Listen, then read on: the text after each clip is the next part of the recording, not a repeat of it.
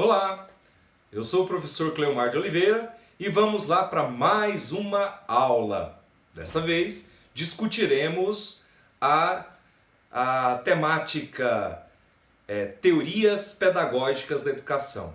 Como fundamentação da nossa discussão, utilizaremos o texto do Moacir Gadotti em sua obra intitulada Pensamento Pedagógico Brasileiro, que é um livro que foi publicado pela editora Ática em 2008. Bem, então é interessante que no processo de formação do cientista da educação, do pedagogo, que nós entendamos um pouquinho da historiografia dessas teorias da educação brasileira. A partir da compreensão dessa historiografia, poderemos então compreender as escolas, os momentos políticos que de fato foram determinantes para influenciar, né, toda a sistematização pedagógica, educacional, de ensino no Brasil. Ok? Bem, então, segundo Gadotti, tudo que foi produzido no Brasil é fruto de muita pesquisa, de muita investigação, sobretudo a partir da década de 70. Então, essa contextualização, né, no texto de Gadotti, que é a introdução da teoria da educação brasileira, essa contextualidade fundamentou-se em artigos, fundamentou-se em dissertações, fundamentou-se em teses de doutorado, fundamentou-se em resenhas e muitos trabalhos acadêmicos. E a partir da análise desse montante de trabalhos, desse volume de trabalhos, produziu-se esse capítulo desta obra. Então, Gadotti nos traz de uma forma clara e objetiva, né, quais são esses momentos, essas teorias, as tendências pedagógicas. Tá ok? Então, Gadotti já nos diz o seguinte: 1970, o Brasil estava experimentando um momento, o pensamento progressista, liberal. Então nós temos aí um confronto entre uma tendência progressista, escola novista, de cunho liberal, bem como o despertar, né, de uma forma consistente de um pensamento crítico, de um pensamento transformador, caracterizado pela pedagogia da transformação, a pedagogia da emancipação, cujas bases estão alicerçadas no pensamento marxista. Tá ok? Bom, então Gadotti ele enumera cinco grandes pensadores, cinco grandes pesquisadores nessa variante. O primeiro deles é o Pedro Benjamin Garcia. Segundo Pedro Benjamin Garcia, o processo educacional brasileiro ele foi gestado a partir de duas grandes teorias, que é a teoria da dependência e a teoria da modernização. A teoria da dependência se caracteriza por uma educação que reforça demandas simbólicas da sociedade. De uma certa forma, a teoria da dependência ela reproduzirá toda a estrutura social determinante e, de fato, exercerá a dominação ou garantirá a dominação por parte de um segmento hegemônico sobre a periferia. Então, a teoria da dependência é definida por Benjamin Garcia dessa forma. Quem muito trabalhou a teoria da dependência no aspecto econômico foi o Fernando Henrique Cardoso. E é mais ou menos nessa esteira, não é? O olhar, nessa esteira o olhar. Não é? Então nós temos um projeto de modernização que perpassa pela dependência. Enquanto alguns territórios eles precisam inovar, garantir a modernização, né, a sua modernização, eles acabam conservando em outros territórios, em outros recortes, em outros espaços, a falta de investimento ou até mesmo o conceito de atraso, que é o contraponto para pensar a modernização, né? E na educação não é diferente. Então, como forma de legitimar poder, controle, espaço, a teoria da dependência aplicada na educação acaba condicionando essa sociedade por meio da educação à dominação e à hegemonia de uma classe privilegiada, tá ok? E a teoria da modernização, para Benjamin Garcia, é vista pelo prisma de um processo e de um projeto de modernização que vai criar quadros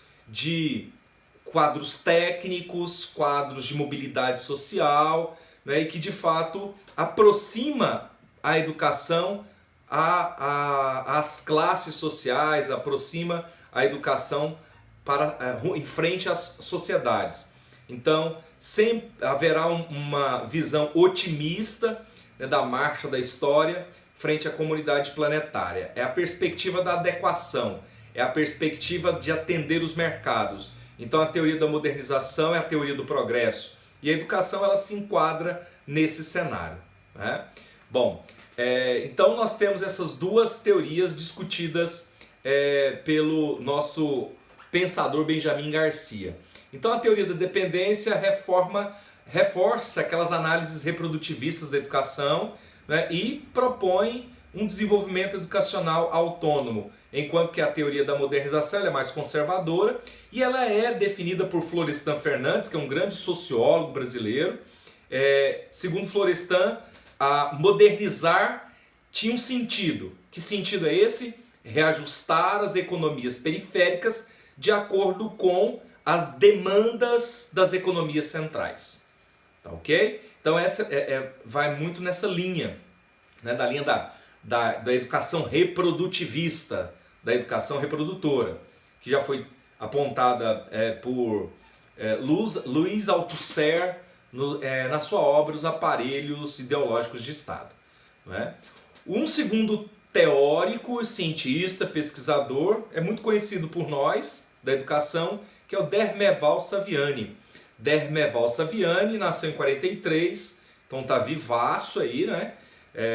Um abraço, parabéns aí, né, por toda essa produção, por contribuir com a educação nacional, com a educação na América Latina, com todas essas reflexões. Então, Saviani, ele pensa as tendências, as teorias pedagógicas em 4 grandes referências ou 4 blocos, né? Esses 4 blocos seriam uma teoria humanista tradicional, a teoria humanista moderna, a concepção analítica e a concepção dialética.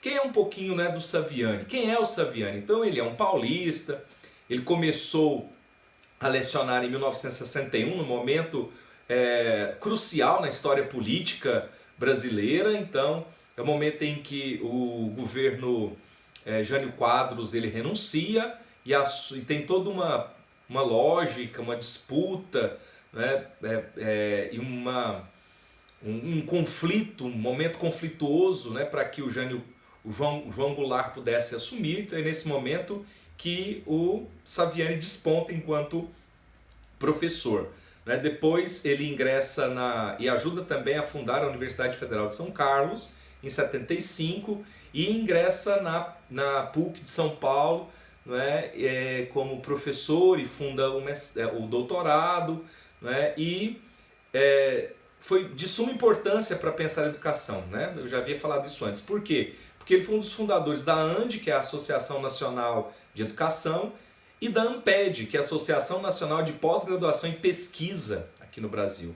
Não é? Então, ele teve um peso muito grande, exerceu um peso muito grande na sistematização desses órgãos de ensino, de pesquisa no Brasil, né? a tendência humanista tradicional de Saviani, ela defende aquela visão essencialista do homem, né, que predominou até a década de 30, né, das teorias educacionais tipicamente teológicas, né, jesuíticas. Depois nós experimentaremos o humanismo moderno, ou seja, aquele humanismo característico do escolanovismo, de uma educação pragmática, de preparar o sujeito para o mundo do trabalho, né, que vem forte de 1945 a 1960. Depois aquela concepção analítica, né, a lógica positivista, tecnicista, característica mesmo da década de 60, quando então, por exemplo, no Brasil, nós temos aí a construção de Brasília, a chegada de multinacionais, né, a aptidão torna-se há uma aptidão bastante favorável para a penetração do capital estrangeiro, né, da modernização burguesa. Então, esse momento em que a UNB é criada, né, o ensino das escolas técnicas federais também são intensificados. Então, tem toda essa lógica aí do despontar de uma educação tecnicista. E, por fim, a concepção dialética, né, que traz a educação, que vê a educação como sendo um espaço em que o homem deveria ser pensado não como coisa, né, mas como sujeito. Né? Então, esse é o olhar de Saviani para a educação, os momentos da educação brasileira. Tá ok? Bom, e na prática, como é que isso funciona, né? Na prática, acreditava-se que o professor ele estava imbuído, né, de um ideário escolanovista, que é típico da educação humanista moderna. Então, no entanto, esse professor ele continua trabalhando de forma tradicional, ele sofre toda essa força de conservadora do fazer educação, né, por parte das esferas do Estado, ou seja, ele sofre pressão da pedagogia oficial, ele sofre pressão das estruturas da educação. Então, aquela velha forma de fazer educação de forma crítica reprodutivista, ou seja, a tendência crítico-reprodutivista, né, se faz presente na vida desses professores. E como se caracterizaria, né, quais são as características dessa força crítico-reprodutivista? É aquela força que vê a escola como espaço de reprodução da ordem social instituída, vê a escola não como um espaço de transformação, vê a escola como uma ferramenta, um meio que legitima e assegura o controle por parte de minorias, é um espaço que garante e legitima as desigualdades sociais, é uma teoria, uma tendência que vê que a cultura produzida nas escolas, produzida no interior das escolas, o conhecimento produzido nas escolas, a arte que pulsa nas escolas, ela é específica da cultura das classes dominantes. Tá ok? Então, na prática, nós temos um educador que está imbuído de um ideário escolanovista, humanista moderno, tecnicista, mas que enfrenta toda uma estrutura conservadora, tradicional, de pressão de uma pedagogia oficial, né? Enfim, tá ok? Bem, um terceiro pensador é o José Carlos Libânio. Esse é um grande conhecido nosso. E o Libânio ele nasce em 45, ali final da Segunda Guerra Mundial. Ele fez filosofia pela PUC em São Paulo, terminou em 66, e chega aqui em Goiás na Universidade Federal e atualmente está na PUC e coordena os programas de mestrado e doutorado, está envolvido nos programas de mestrado e doutorado dessa instituição aqui. E o Carlos Libânio, ele classifica as tendências pedagógicas escolares em dois grandes blocos, né? Que são os blocos libertário, que são os blocos libertário e progressista. No bloco libertário, ele acredita que a escola deveria preparar o indivíduo para desempenhar os papéis sociais. Então toda a produção, né, historiográfica da educação de cunho libertária trabalha nessa esteira, de que a escola deve preparar o indivíduo para desempenhar seus papéis sociais. Então o sujeito ele tem que se adaptar ao meio e à cultura.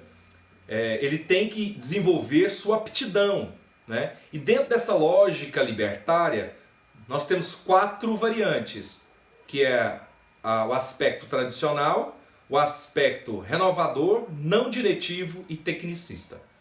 Como é que se caracteriza a variante tradicional? Ou seja, a tendência libertária tradicional. A tendência libertária tradicional vê o ensino ainda pelo prisma humanístico e de cultura geral, tá? Arraigado lá em 1930. A tendência libertária renovada caracteriza-se por uma cultura e pelo desenvolvimento de uma cultura de aptidões individuais. Então isso está posto lá em Anísio Teixeira. Se nós falamos de Anísio Teixeira, nós temos uma grande referência sobre Anísio. Ser escolanovista, ser um dos precursores do escolanovismo no Brasil a partir da década de 30, 40, enfim. Né? Bom, a tendência libertária não diretiva fundamenta-se nas perspectivas de Carl Rogers e assegura ao aluno que ele forme suas atitudes e que eles escolham conteúdos, né, e abordagens. Por fim, a tendência libertária tecnicista, cuja função a missão é preparar o sujeito para a mão de obra, assegurar a manutenção, garantir a reprodução da mão de obra para a indústria. Então essa é a perspectiva, a tendência libertária tecnicista. Por outro lado, a teoria progressista. A teoria progressista de Libânio parte da análise crítica de realidades sociais. E a educação tem que ser o quê? Um instrumento de luta para professores, um instrumento de resistência para os alunos. Então, a teoria progressista, ela se divide em 3 variantes. Então nós temos a tendência progressista libertadora, ou teoria progressista libertadora.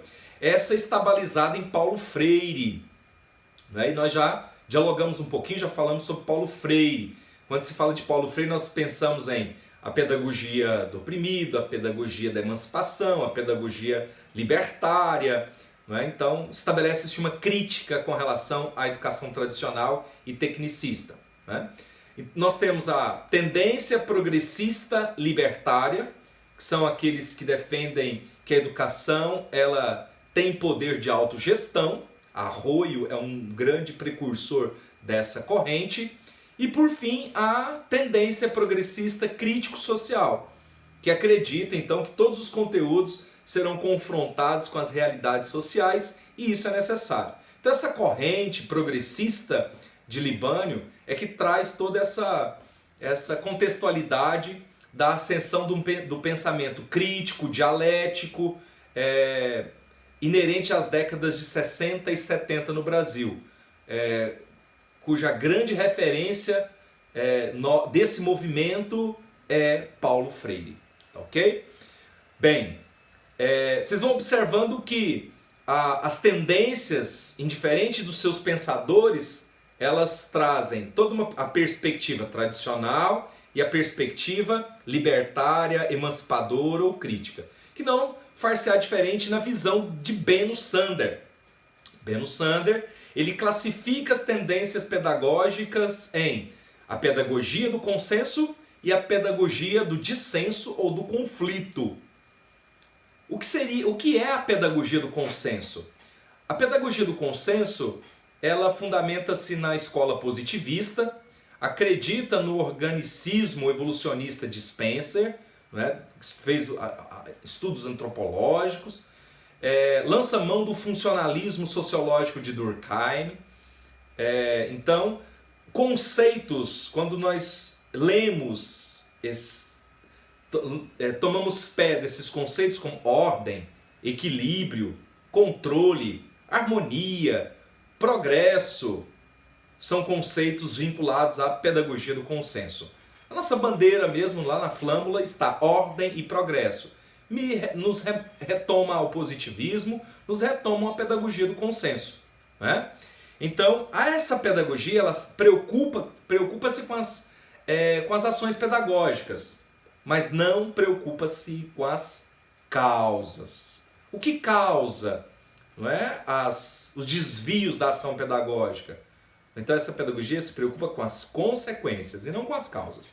Então ela está preocupada exclusivamente com a transmissão do conhecimento, está preocupada com o progresso da humanidade, está preocupada com a ciência, né? Com a cientificidade, mas não preocupada com o homem enquanto indivíduo, enquanto sujeito da sua história, né? Então a pedagogia do consenso prima pela manutenção da estrutura social, né? Ou seja, as mudanças sociais, a ruptura, né, com essas forças que cristalizam as desigualdades sociais não é assunto de primeira linha para a pedagogia do consenso. Por outro lado, a pedagogia do conflito ou do dissenso, essa sim tem uma outra preocupação. Então ela está fundamentada em Marx, está fundamentada em Engels, né, e ela estabelece, né, ela alavanca a crítica social e o a crítica social, a crítica política frente ao pensamento pedagógico liberal, ok? Por isso que a universidade ela tem sido atacada constantemente, porque a universidade ela promove o embate, ela promove, não é, a formação de sujeitos críticos. O grande método da universidade é a dialética e, de fato, as estruturas liberais, o modelo político liberal, ele agudiza esse abismo entre o sujeito, as minorias, né, os derrotados das classes elitizadas. Então, quando a universidade promove o conhecimento, desperta o questionamento, acaba incomodando essas frentes. Então, no entanto, a universidade faz o seu papel, né? E tem que continuar fazendo o seu papel. Então, a pedagogia do conflito é fundamentada em Marx, em Engels, em Florestan Fernandes, em Paulo Freire, nos oferecerá esses subsídios necessários para a gente pensar essa sociedade tão desigual, correto? Bem, então a pedagogia do conflito explica os fenômenos do poder, explica as mudanças sociais, explica as contradições que se instalaram na formação dos grupos sociais, e categorias vinculadas à pedagogia do conflito, né, são bem claras. E isso acaba nos marcando, né? Quando nós falamos de conceitos como alienação, exploração, poder, desigualdade, emancipação, opressão, mudança Ixi, quando esses conceitos eles estão arraigados na nossa retórica, na nossa fala, né, nós somos rotulados como marxistas, como radicais, né, e etc. Precisamos, né, demonstrar o quanto é necessário estudar mais, não é isso? Então, o pensamento, a pedagogia do conflito, ela critica a educação, a teoria da educação capitalista. Isso é que é preocupante para as frentes capitalistas, né? Então, é uma pedagogia que se preocupa com a emancipação não do indivíduo, mas sim da coletividade. É uma pedagogia que se preocupa com a transformação de toda a estrutura social. É uma pedagogia que visa diminuir as desigualdades sociais. Então, o problema às vezes, né, nós estamos vivendo problemas de corrupção fisiológica no Brasil. Isso nos deixa descontentes. No entanto, é interessante nós percebermos que a educação, né, ela precisa nos dar capacidade de olhar, né, de outras formas, né? Então, a educação dialética que nos oferece condição de pensar essa corrupção fisiológica no Brasil, né? E quando nós começamos a pensar, a universidade faz o seu papel, a universidade politiza, isso incomoda, né? Então, precisamos emancipar a coletividade, precisamos transformar as estruturas sociais. Então, não é a corrupção fisiológica no Brasil não é o grande problema para a falta de politização.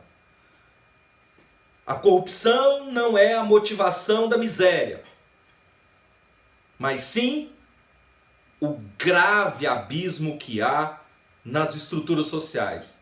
O que causa todos esses desvios é a desigualdade social. Se nós resolvêssemos as desigualdades sociais, todos teriam acesso de uma forma mais viável à educação, saúde, segurança, transporte público de qualidade, né? Então, se nós temos alto índice de miséria, de criminalidade, é porque nós temos um acentuado problema nas desigualdades sociais. Ok?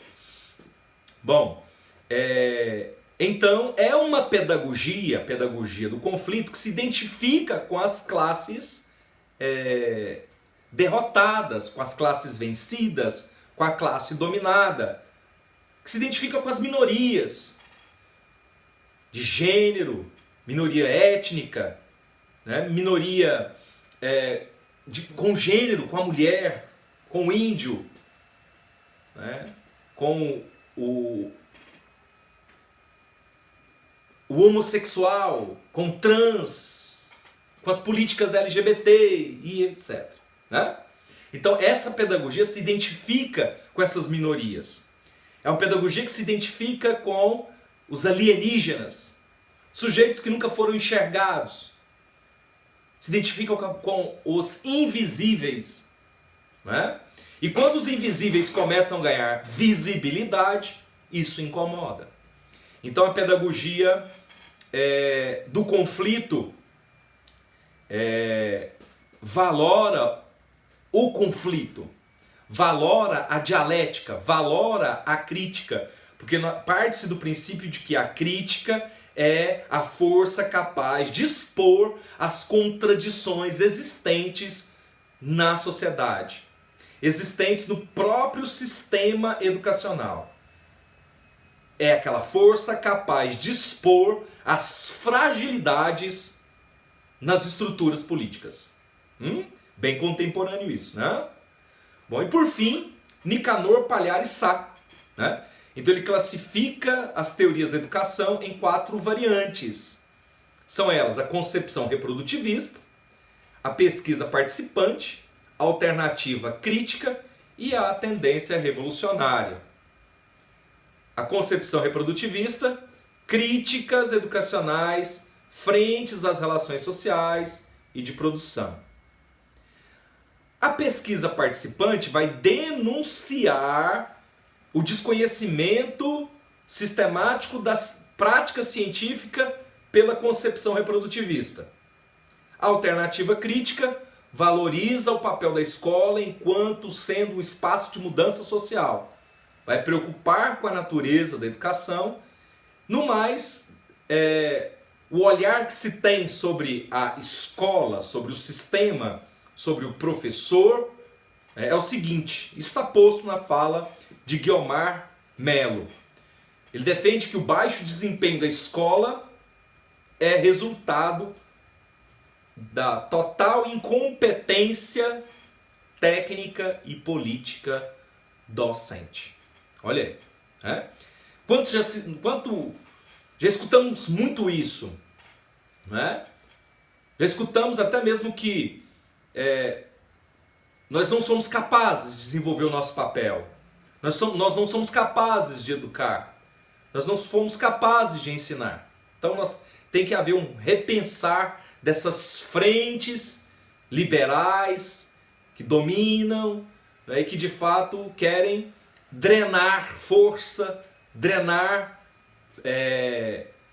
capacidade de mudança por parte das minorias por meio da educação. De que forma isso acontece? Não permitindo com que esses sujeitos ingressem em um sistema público, gratuito, de qualidade e de excelência.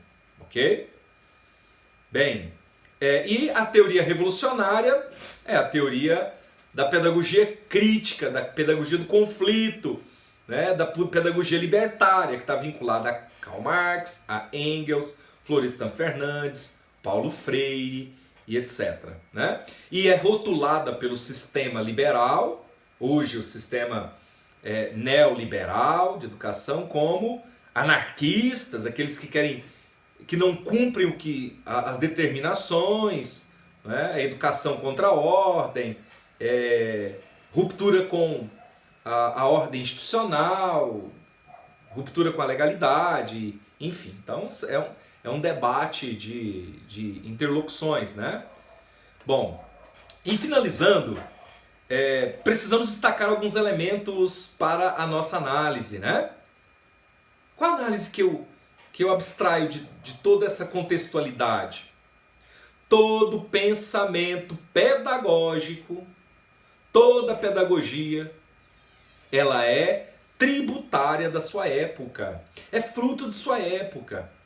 É impossível compreender a história da educação, a teoria da educação, os projetos para a educação, se não estiverem atrelados aos movimentos históricos, ao movimento social, ao movimento econômico de época. Né? Então, cada projeto de sociedade, cada projeto de educação que se estabelece é porque ele está subordinado a um modelo econômico vigente. Ok?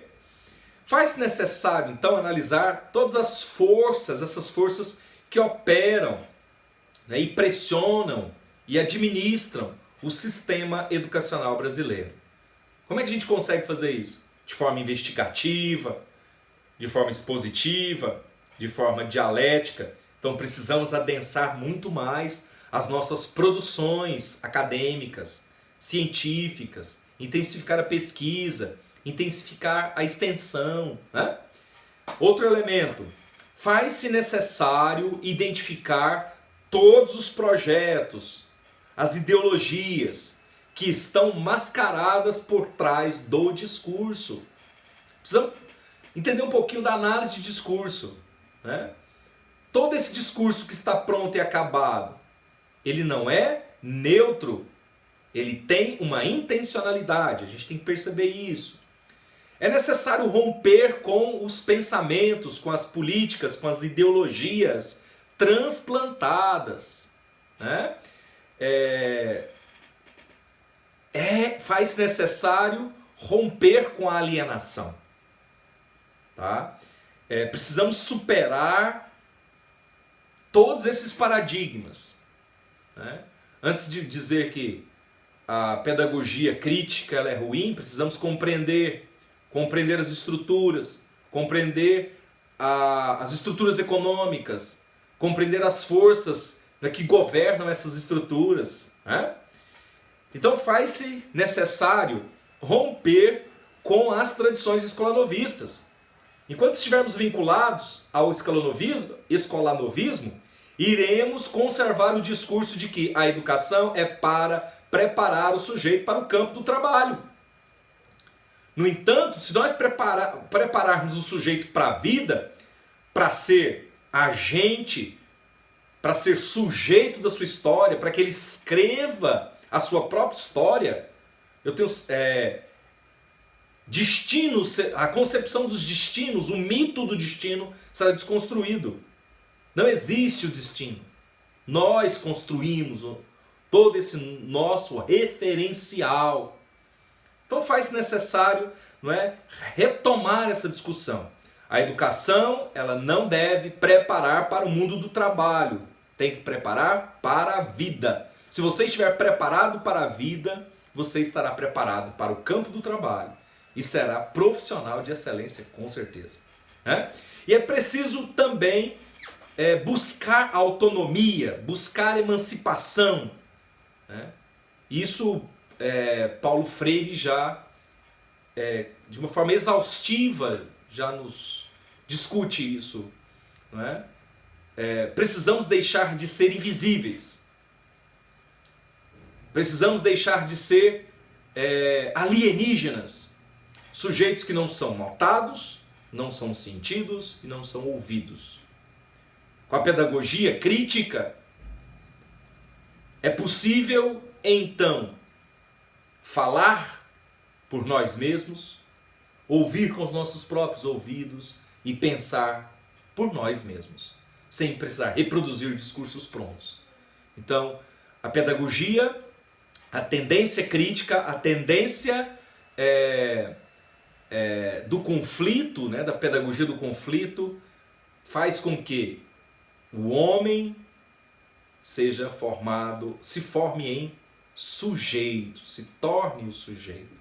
O ser deve ser transformado em sujeito. Ok? Aquele que vai dar sentido à sua própria vida. Gente, um abraço, muito obrigado e até a próxima aula. Abração!